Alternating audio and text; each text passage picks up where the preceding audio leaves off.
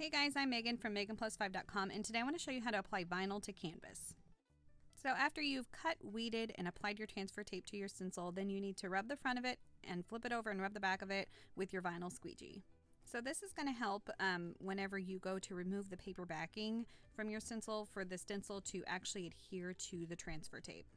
You want to start at one corner, whatever corner is most comfortable for you. I will typically start on the left-hand side, and then I roll all the way down to the bottom right corner.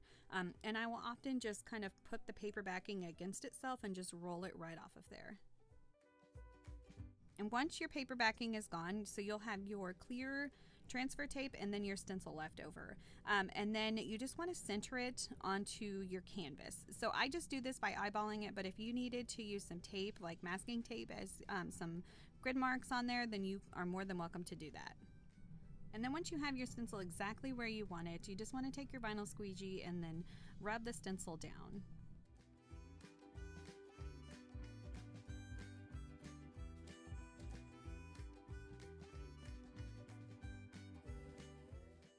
And just like you did with the paper backing, you need to remove the clear transfer tape off of the stencil.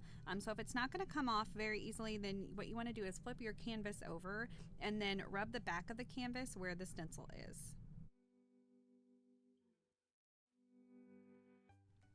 And then flip your canvas back over and you can start removing the clear transfer tape. The easiest way that I have found to remove the transfer tape, and so that I'm not getting frustrated and wanting to pull my hair out, is I remove the transfer tape from one letter at a time. So I will hold on to the vinyl lettering as it's kind of peeling away from the transfer tape, and I will just roll the transfer tape off of that entire letter before I move on to the next one. And then I will push it down with my fingers and make sure that I'm getting all the air bubbles out as I'm going. And then I just do this for the entire length of the name. I do sell these stencils in my shop. You can go to meganplus5.com and find them there. But if you're wanting to completely DIY this project at home, I highly recommend you using outdoor grade vinyl. I use the Orcal 651. I do not recommend using the stencil vinyl, and I do not recommend using the 631 vinyl because their tack is too low on them and they will not stick to the canvas very well. And honestly, the best tip that I have to give for applying these is just to go slow when you're removing the transfer tape. If you go slow and just have some patience with it, then they should come off. It may take a minute, but you'll be able to get the transfer tape off and the vinyl to stick to the canvas.